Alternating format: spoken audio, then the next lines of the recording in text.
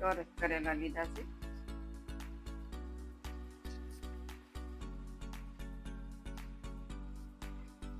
આપણે આ વટાણાને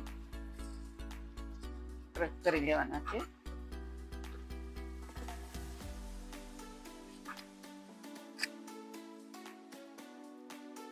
એક ચમચી ધાણા જીરું પાવડર લીધી, અડધી ચમચી હળદર પાવડર, અડધી ચમચી લાલ મરચું પાવડર, 2 ચમચી જેટલો આમચૂર પાવડર લીધો છે, 2 ચમચી જેટલી ખાંડ લીધી છે, સ્વાદ અનુસાર મીઠું લઈ લઈએ.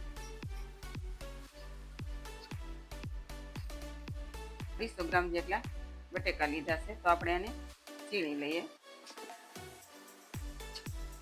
અને મેં બાફીને પહેલેથી જ રેડી કરી રાખેલા હતા.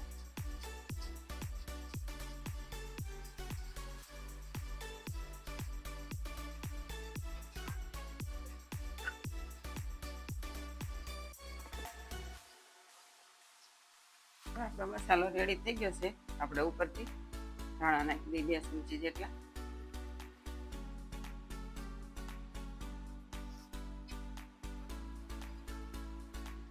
હવે આપણે આને બાઉલમાં કાઢી લઈએ.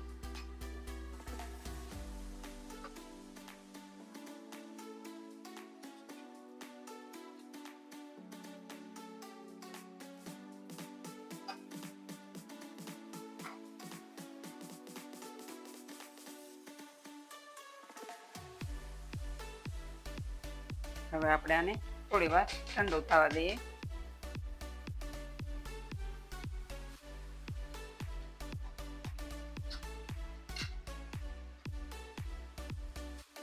આમાં આપણે 1 ચમચી કોર્નફ્લોર એડ કરી દઈએ.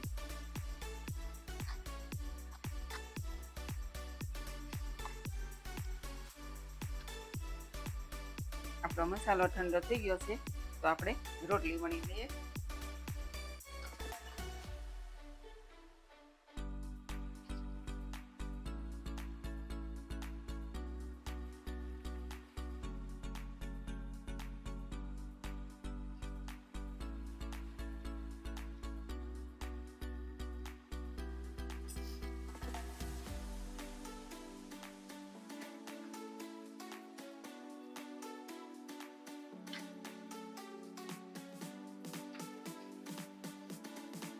રોટલી વણાઈ ગઈ છે, તો આપણે આટલી જાડી રાખવાની છે. બહુ જાડી નહીં, બહુ પતલી નહીં એવી રાખવાની છે.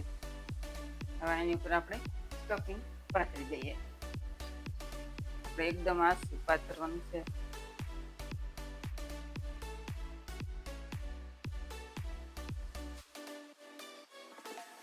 આપણે અડધી રોટલીમાં જ લગાવવાનું છે સ્ટફિંગ. આ ઉપરથી આપણે વઘરેલા ચીઝ નાખી દઈએ.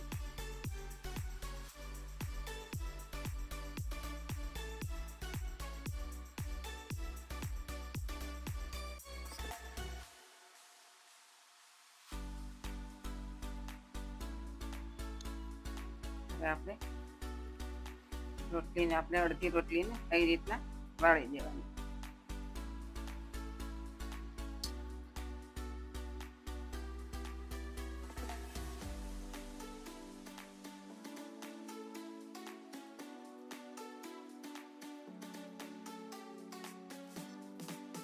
હવે એને આપણે આવી રીતે કટિંગ કરી લેવાનું છે.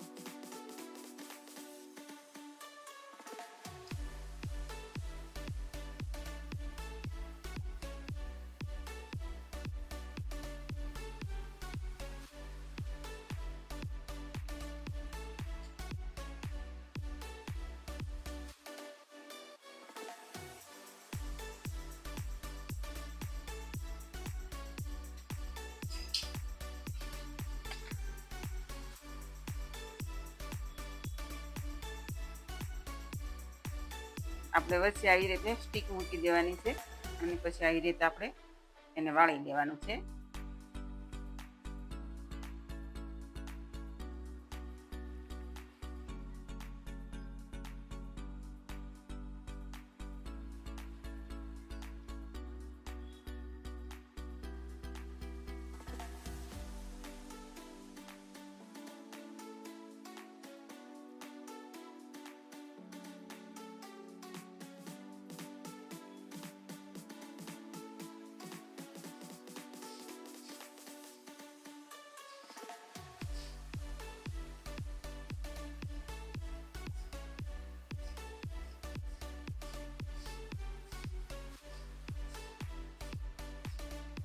હવે આપણે આ સ્ટીકને કાઢી લઈએ. તો આવી જ રીતે આપણે બધા સમોસા વાળી લઈએ. હવે આપણા સમોસા રેડી થઈ ગયા છે, તો આપણે તળવા માટે તેલ ગરમ મૂકી દઈએ. હવે આપણું તેલ ગરમ થઈ ગયું છે, તો આપણે સમોસા તળી દઈએ.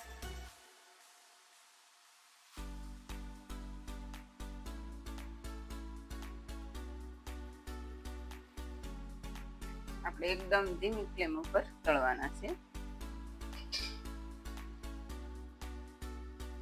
હવે આપણે સમોસાને સાઈડ ચેન્જ કરી દઈએ.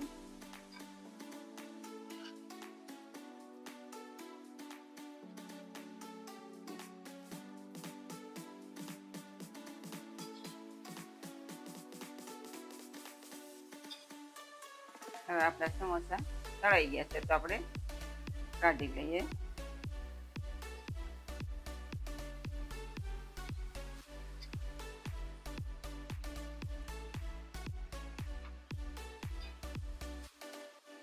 તૈયાર છે આપણા સમોસા. આપણે અલગ રીતથી બનાવ્યા છે, હાવ નવી જ રીતથી. તો આપણા ઘરે મહેમાન આવ્યા છે તો પણ ખુશ થઈ જશે, અને તમારા બાળકો પણ માગીને ખાશે એવા આપણા સમોસા છે. જો તમને મારી રેસીપી ગમતી હોય તો મારા વિડીયોને લાઈક કરો, શેર કરો અને સબસ્ક્રાઈબ કરવાનું ભૂલતા નહીં. વધુમાં વધુ શેર કરજો.